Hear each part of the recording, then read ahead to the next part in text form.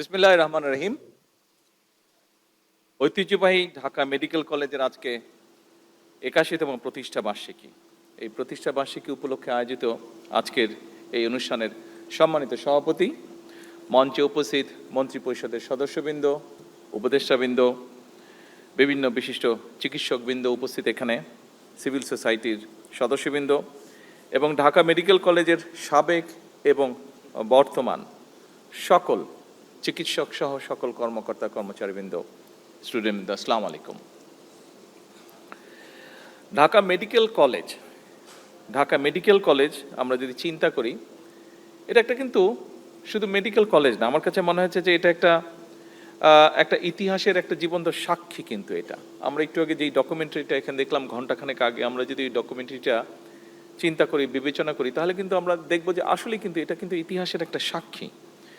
আমরা এই ডকুমেন্টারিতে দেখেছি 1952 সালে কিভাবে ঢাকা মেডিকেল কলেজ আমাদের সেই ভাষা আন্দোলনে অবদান রেখেছে। আমরা দেখেছি সেখানে, আমরা জানি 1971 সালের আমাদের মহান মুক্তিযুদ্ধে ঢাকা মেডিকেল কলেজ কিভাবে সেখানে অবদান রেখেছে। 90-এর স্বৈরাচার বিরোধী আন্দোলন, সেই আন্দোলনকে সফল করার জন্য ঢাকা মেডিকেল কলেজ কিভাবে ইতিহাসের সাক্ষী হয়ে আছে। এবং সবশেষে আমরা দেখেছি 2024 সালের 5ই আগস্ট অর্থাৎ জুলাই আন্দোলনে কিভাবে ঢাকা মেডিকেল কলেজে প্রত্যেকটি চিকিৎসক, প্রত্যেক কর্মকর্তা কর্মচারী কিভাবে সেই আন্দোলনের সাথতে ওতপ্রোতভাবে জড়িয়ে গিয়েছিলেন, কিভাবে সেদিন আহত শহীদ মানুষগুলোর পাশে তারা দাঁড়িয়েছিলেন, চিকিৎসা দিয়েছিলেন। প্রত্যেকটা ক্ষেত্রেই কিন্তু এই প্রতিষ্ঠানের একটা গুরুত্বপূর্ণ ভূমিকা রয়েছে এই বাংলাদেশের ইতিহাসের সাথে। আমরা এই ক্যাম্পাস থেকে শুধু দেশের ভিতরেই হোক, দেশের বাইরেও আমরা জানি বিভিন্ন দেশ থেকে এখানে বিভিন্ন শিক্ষার্থী আসে এখানে। আমরা যে শুধু ভালো ভালো চিকিৎসকই তৈরি করেছি শুধু তা নয়, এখান থেকে আমরা, যদিও এই বিষয়টি নিয়ে এখানে আলোচনা হয়েছে, তারপরেও এখান থেকে আমরা শিক্ষক, গবেষক, সমাজ নেতা, মুক্তিযোদ্ধা, এইরকম অনেক মানুষকে তৈরি করিয়েছি আমরা। এখানে আজকে কয়েকজন চিকিৎসক আছেন, সামনেও আমাদের চিকিৎসক আছেন, আমাদের বিরোধী দল থেকে একজন এখানে চিকিৎসক আছেন যিনি সংসদ সদস্য, সরকারি দল থেকে আছেন, মিনিস্টার আছেন, এমপিজ আছেন, যারা পেশাগতভাবে ডাক্তার, কিন্তু এই মেডিকেল কলেজ থেকেই তারা বেরিয়েছেন। ঐতিহ্যবাহী এই যে মেডিকেল কলেজ 81তম প্রতিষ্ঠা বার্ষিকী উপলক্ষে প্রথমে আমি সাবেক এবং বর্তমান শিক্ষক, শিক্ষার্থী, ডাক্তার, নার্স, স্বাস্থ্যকর্মী সহ এই প্রতিষ্ঠানের সাথে যারা বিভিন্নভাবে জড়িত প্রত্যেককে আমি জানাই আন্তরিক অভিনন্দন আজকের এই দিনে। একই সাথে আমার মনে হয় ঢাকা মেডিকেল কলেজের এই 81তম প্রতিষ্ঠা বার্ষিকী উপলক্ষে আমরা যারা আমাদের সামনে আছেন, যারা আমাদের আশেপাশে আছেন, যাদেরকে আমরা দেখতে পাচ্ছি, কথা বলতে পারছি, তাদেরকে যেরকম স্মরণ করা উচিত। আজকের এই দিনে বোধহয় এমন অনেক মানুষ আছেন, আমরা ভিডিওতে দেখেছি, একটু ডকুমেন্টারিতে দেখেছি, যারা আমাদের মাঝে নেই, কিন্তু এই প্রতিষ্ঠানকে বেড়ে উঠতে যারা সাহায্য করেছেন, এই মানুষগুলোকে আমি মনে করি আজকের দিনে শ্রদ্ধার সাথে স্মরণ করা উচিত।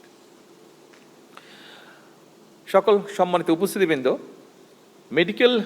ঢাকা মেডিকেল কলেজের এই যে যাত্রা, এই যাত্রাপথে দেশের সকল প্রান্তের সকল মানুষের কাছে কোনো না কোনোভাবেই মেডিকেল কলেজটি পরিচিত। বিশেষ করে রাজধানীর মানুষের সার্বক্ষণিক একটা নির্ভরতার প্রতীক হচ্ছে এই ঢাকা মেডিকেল কলেজ। এই হাসপাতালের কোনো একটি কক্ষে, এটাও আমরা দেখেছি, আমি যে বক্তব্যটা দিতে যাচ্ছি সেটাও আমরা ডকুমেন্টারিতে সুন্দরভাবে ফুটে উঠেছে, কক্ষে অথবা করিডোরে প্রতিদিন এরকম অনেক মানুষ আছে, কেউ হয়তো আনন্দে ভরে উঠছেন, আবার বেদনাতেও ভরে যাচ্ছে যার মন। এখানে নতুন জীবন স্পন্দন যেরকম এখানে তৈরি হচ্ছে, একইভাবে হয়তো এখানে অনেক জীবন আলো নিভে যাচ্ছে।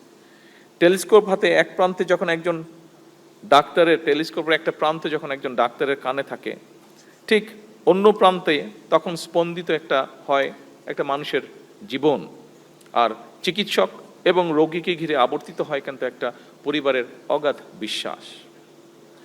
সম্মানিত উপস্থিতিবৃন্দ, যারা চিকিৎসা পেশায় নিয়োজিত রয়েছেন, একটু আগেও আমি যে কথাটি বলেছি আলোচনা প্রসঙ্গে, কিংবা একজন চিকিৎসক হওয়া পর্যন্ত যারা পড়াশোনা করছেন, আমাদের ইন্টার্নি যারা আছে তারাও তাদের বিষয়গুলো তুলে ধরেছে আমাদের কাছে। প্রত্যেকটা মানুষের মনোজগতে কিন্তু আমরা যারা নন ডাক্তার, আমাদের যাদের চিকিৎসা আপনাদেরও প্রয়োজন হয়, তারপরেও আমরা মনে করি যে আপনারা সবসময় সুস্থই থাকেন। আমরা যারা নন ডাক্তার, আমাদের চিন্তা ভাবনায় কিন্তু আপনারা এমন একজন মানুষ হিসাবে আমরা আপনাদেরকে চিন্তা করি, যার কাছে কিন্তু আমরা একটা ভরসা পাই, যার কাছে আমরা ভরসা পাই একটা পরম বন্ধু হিসাবে। বিশেষ করে মানুষ কখন যায় আপনাদের কাছে? মানুষ আপনাদের কাছে যায় কিন্তু বিপদে পড়লেই। এবং একজন মানুষ বিপদে পড়ে যখন আরেকজন মানুষের কাছে যায়, তখন কিন্তু সে সেই মানুষটাকে তার ভরসার আশ্রয়স্থল মনে করে বলেই কিন্তু তার কাছে যায়। সেরকম একটি পরিস্থিতিতে মানুষ আপনাদের কাছে যায়। চিকিৎসকগণই কিন্তু রোগে শোকে কাতর মানুষের পরম বন্ধু হয়ে ওঠেন। এবং এই কথাটি আমি আমার জীবনেও এটি উপলব্ধি করেছি। এই দেশেরই প্রখ্যাত কয়েকজন চিকিৎসক আমার মাকে অনেকগুলো বছর ধরে চিকিৎসা দিয়েছেন। প্রত্যেক মুহূর্তে ওনারা তাকে টেক কেয়ার করেছেন। উনি মৃত্যুর কিছুদিন আগে উনি বিদেশে গিয়েছিলেন। এখানে ডিবেট হচ্ছিল আমাদের মধ্যে যে আবার ওনাকে নিব কি নিব না, নিব কি নিব না।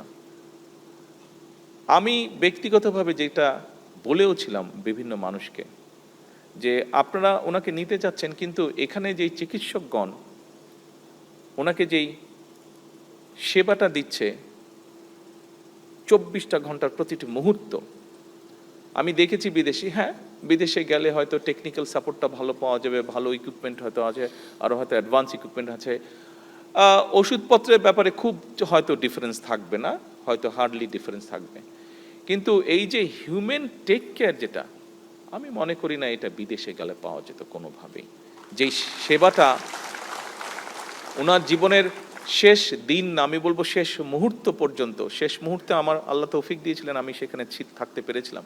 আমি দেখেছি সেই মানুষগুলো কিভাবে ওনাকে সেবা দিয়েছেন, কিভাবে শুশ্রূষা করেছেন ওনার। এইটা বোধহয় যতই ভালো হসপিটাল হোক পৃথিবীর, যতই অর্থ দিয়ে হোক, এইটা পাওয়া যেত না। সেজন্য ব্যক্তিগতভাবে আমি সেই মানুষগুলোর কাছে অত্যন্ত কৃতজ্ঞ।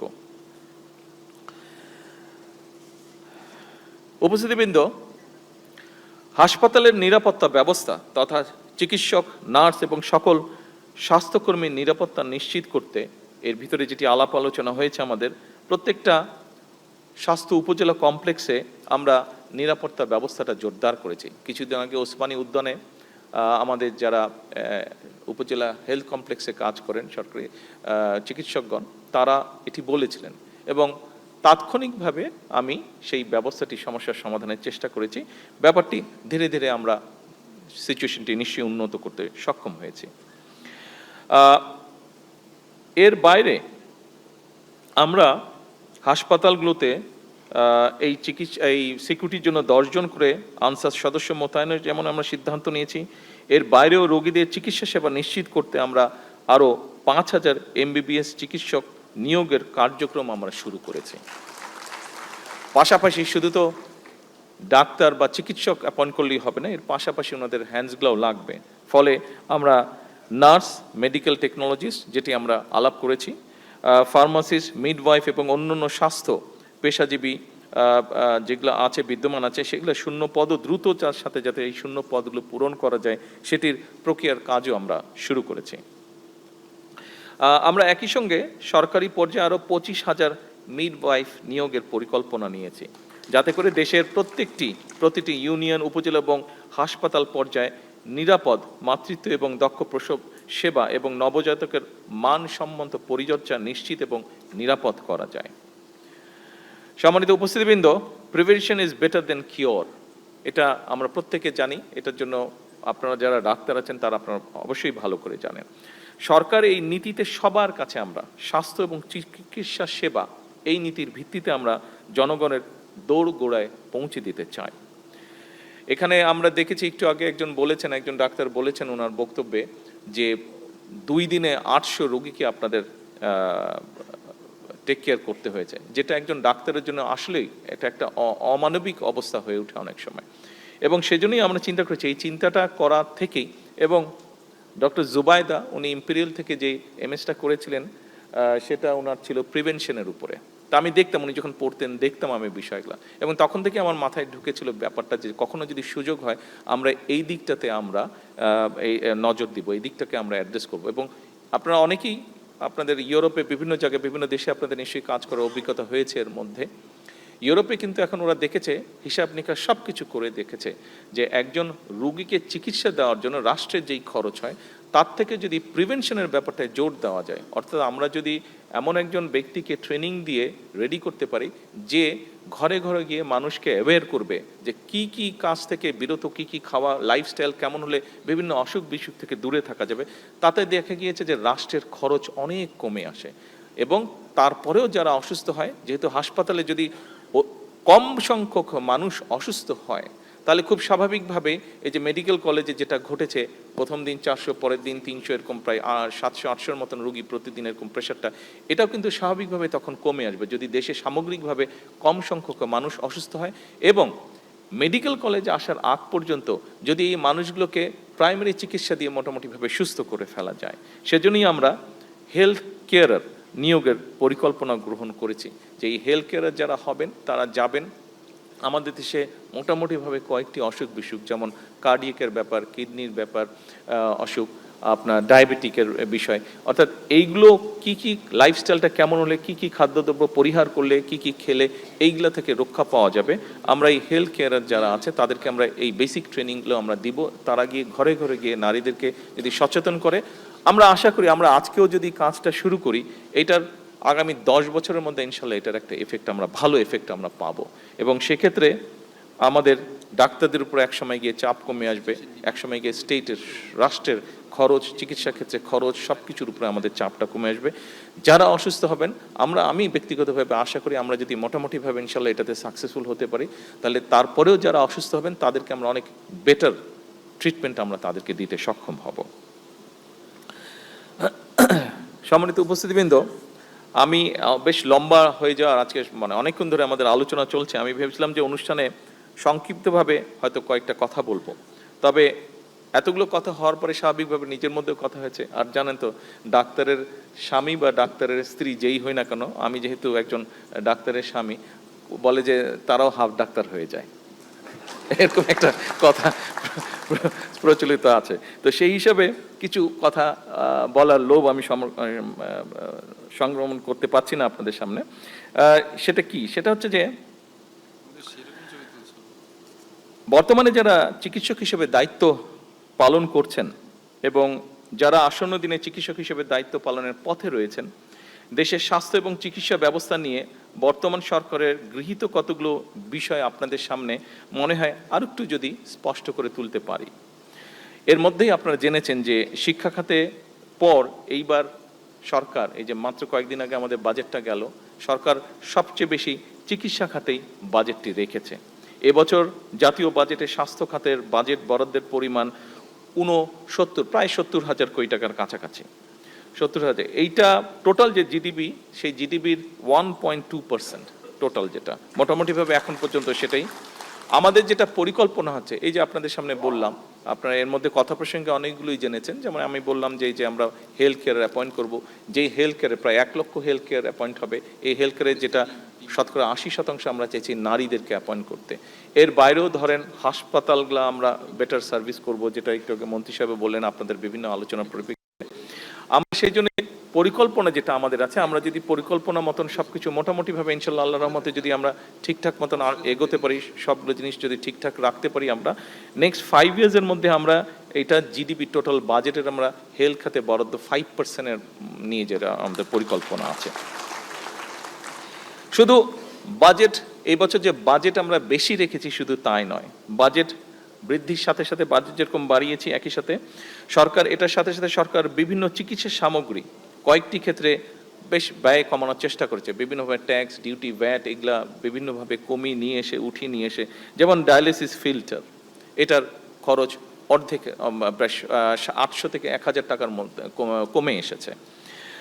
তারপরে ধরেন হার্টের স্টেন্ট, যে এই স্টেন্ট আগে 1,20,000 টাকা খরচ হয়েছে। ওই দিন বিটু আমাকে বলছিল যে তার এক রুগী বিল দিতে গিয়ে দেখে যে সেই রুগী এক্সপেক্ট করছিল যে 1,00,000 টাকার মতন বিল হবে, সেখানে বোধহয় কত 60,000 না 50,000 টাকার মতন তার বিল, মানে অলমোস্ট হাফের মতন 50% রিডিউস হয়ে গিয়েছে, যেহেতু গভর্নমেন্ট সেই আগে যে ট্যাক্স ভ্যাট ছিল সেগুলো রিডিউস করার ফলে।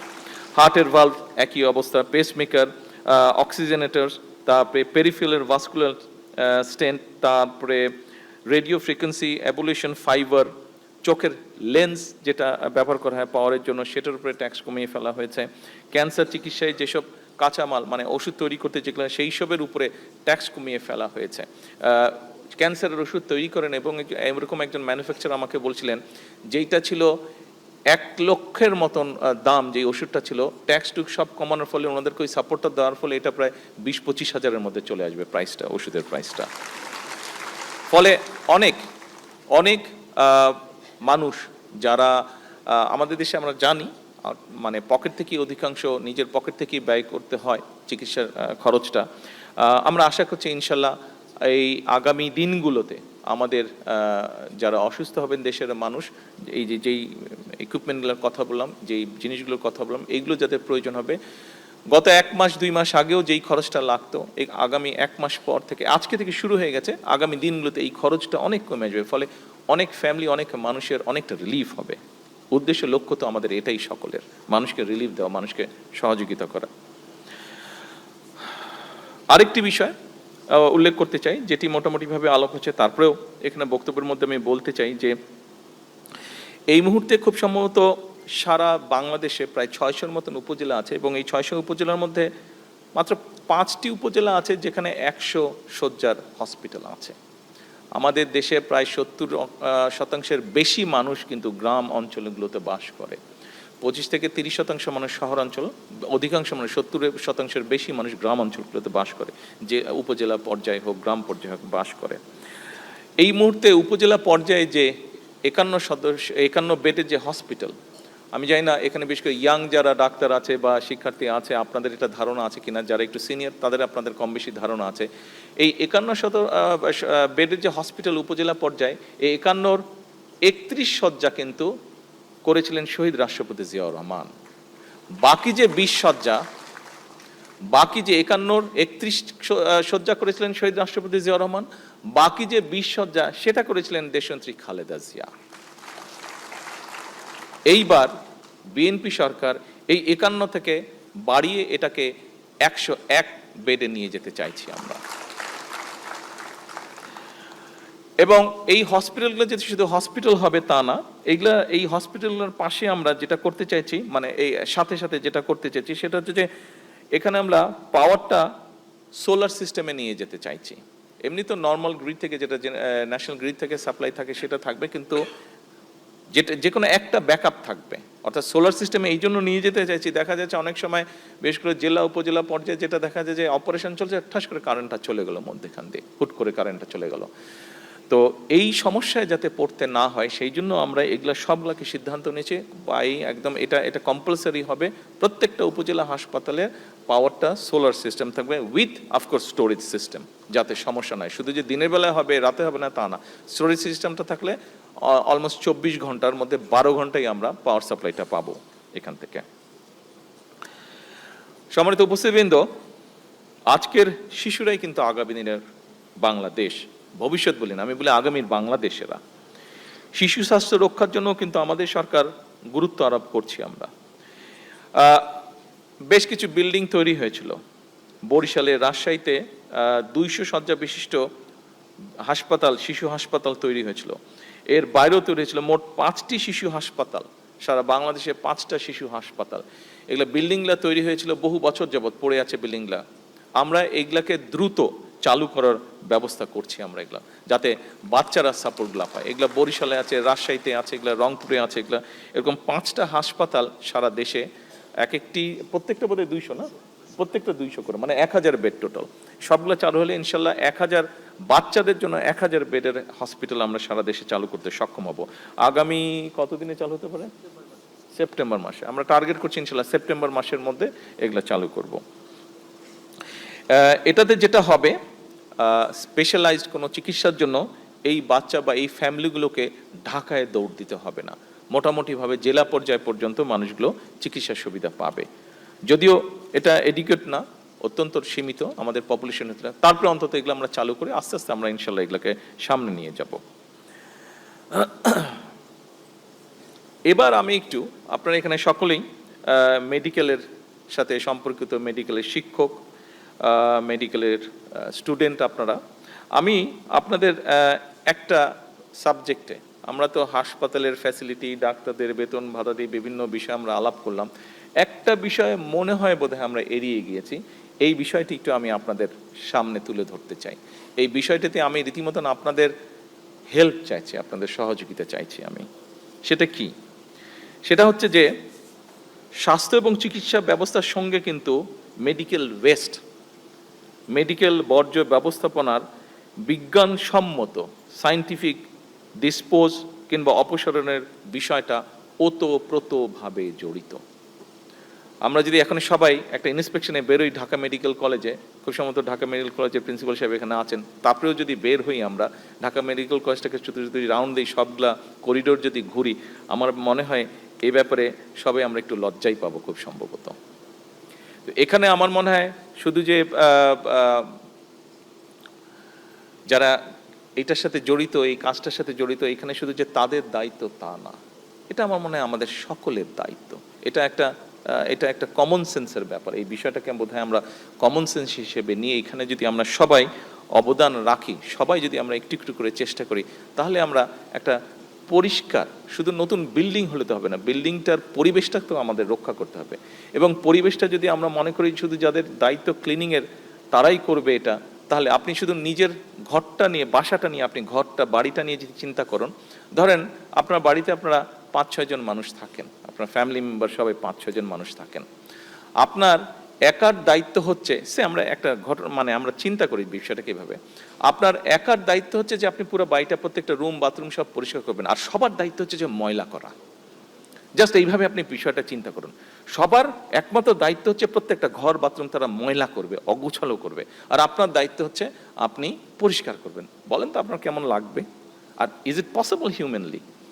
5-7 জন মানুষ মিলে ময়লা করবে, একজন মানুষ মিলে সারাদিন শুধু পরিষ্কার করবে, এটা সম্ভব? তো ঠিক হসপিটালের বিষয়টা এরকম। এখানে ডাক্তার বলুন, নার্স বলুন, আপনারা যারা শিক্ষার্থী আছেন তারা বলুন, আমার মনে হয় এই বিষয়টা সবাই যদি আমরা সচেতন হই, এই বিষয়টা বোধহয় আমরা পরিবর্তন করতে সক্ষম হব।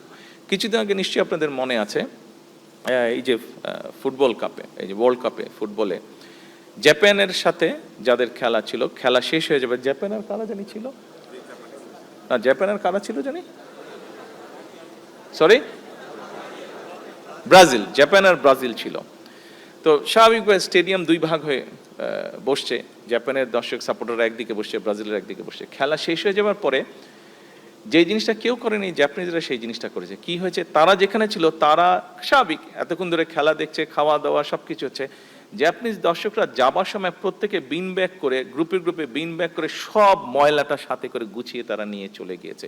এই ঘটনাটি এইবার আপনারা হয়তো দেখেছেন, কিন্তু এই ঘটনা আমি আগেও দেখেছি, গতবারও আমি দেখেছি, বিভিন্ন জায়গায় দেখেছি, আমি নিজের চোখে দেখেছি একবার লন্ডনে, এটা নিজের চোখে দেখেছি। আমি একটা খেলা দেখতে গেছিলাম, সেখানে জাপানিজরা ছিল, আমেরিকান ফুটবল, জাপানিজ আর আমেরিকা খেলছিল ওখানে, সেখানে আমি দেখেছি ওটা খেলাটা জাপানিজরা সুন্দর পরিষ্কার। ওখানে তো জাপানিজ সরকার তো বলে দেয়নি তাদেরকে এই তোমাদেরকে এটা করতে হবে, ওখানে তো জাপানের পক্ষ থেকে কোনো সিটি কর্পোরেশনের কেউ ছিল না যে পরিষ্কার করতে হবে, তারা নিজেরাই করেছে। ওখানে তো কোনো তাদের মাথার উপর কোনো পুলিশ ছিল না, আইন ছিল না, কিছু ছিল না, নিজেদের সেন্স থেকে করেছে এটা। আমরা কেন পারবো না? আমাদের না পারার কি কারণ হতে পারে? 5টা কারণ কেউ বলতে পারবে না আমাদেরকে যে আমরা না পারার কি কারণ হতে পারে? ওদেরও 2টা হাত, আমাদেরও 2টা হাত, ওদেরও 2টা পা, আমাদেরও 2টা পা, ওরাও পচা গন্ধ পেলে নাক দিয়ে শুনে, আমরাও পচা গন্ধ পেলে নাক দিয়ে শুনে, ওরাও ময়লাটাকে ময়লা দেখছে, আমরাও ময়লাটাকে ময়লা দেখছে। একটা পার্থক্য আছে ওদের সাথে, ওদের ওই সেন্সটা আছে, আমাদের হয়তো বা ওই সেন্সটা নেই। এই সেন্সটা আমাদেরকে গ্রো করতে হবে। এই সহযোগিতাটা আমি আপনাদের সকলের কাছে চাই। এখানে যারা উপরে স্টুডেন্টরা বসে আছেন, ডাক্তাররা বসে আছেন, ঘরে যারা বসে আছেন, প্রত্যেকের কাছে, আপনাদের কাছে এই সহযোগিতা যে আসুন না আমাদের হাসপাতালগুলোকে আমরা একটু ক্লিন রাখার চেষ্টা করি, একটু ক্লিন করি আমরা।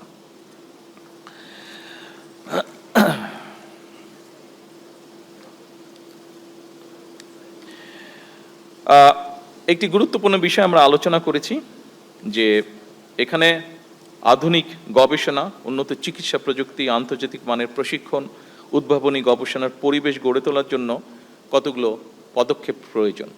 আপনারা শুনেছেন এখানে আমাদের উভয় মিনিস্টারই ওনারা বলেছেন, এখানে হেলথ অ্যাডভাইজার যে আছে ডক্টর জিয়া উনিও বলেছেন যে এ ব্যাপারে অলরেডি আমরা উদ্যোগ গ্রহণ করেছি। তবে স্বাভাবিক এই রিসার্চের বিষয়গুলো এগুলো একটা সময় সাপেক্ষ বিষয়, সময় লাগবে আমাদের, কিন্তু যেহেতু আমরা উদ্যোগ গ্রহণ করেছি আমি দৃঢ়ভাবে বিশ্বাস করি ইনশাল্লাহ আমরা আস্তে আস্তে ধীরে ধীরে এখানে ভালো রেজাল্ট পাবো, আমাদের প্রত্যাশিত রেজাল্ট আমরা পাবো।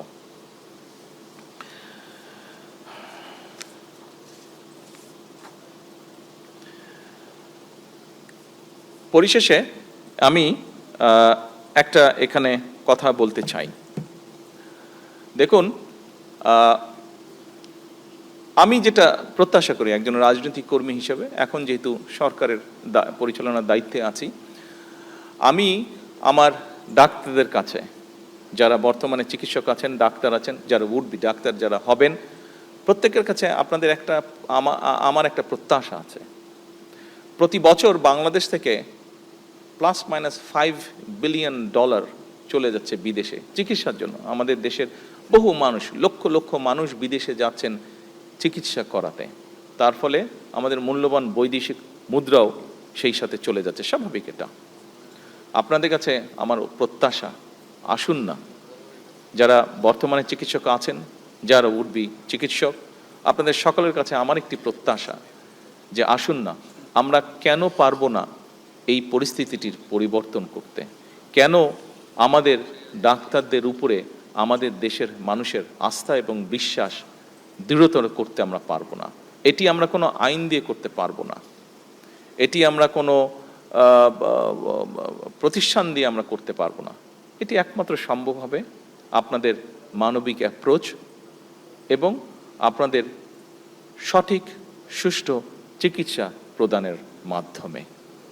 সম্মানিত চিকিৎসকবৃন্দ, সকল উপস্থিতিবৃন্দ, বিশেষ করে যারা চিকিৎসার সাথে জড়িত আছেন, আজকের এই অনুষ্ঠানে 81তম প্রতিষ্ঠা বার্ষিকী উপলক্ষে শুধু ডিএমসি না, বাংলাদেশের প্রত্যেকটি হসপিটাল বা প্রত্যেকটি মেডিকেল কলেজের যারা চিকিৎসক আছেন, যারা শিক্ষার্থী আছেন, আপনাদের সকলের কাছে এই পরিবর্তনটির, অর্থাৎ দেশের মানুষ আমার দেশের চিকিৎসকদের উপরে সম্পূর্ণ আস্থা এবং বিশ্বাস রাখবে ইনশাল্লাহ ভবিষ্যতে, এই প্রত্যাশা রেখেই আমি আজকের এই প্রতিষ্ঠাবার্ষিকীতে আমার বক্তব্য শেষ করছি। সকলে ভালো থাকবেন, সুস্থ থাকবেন। আসসালামু আলাইকুম।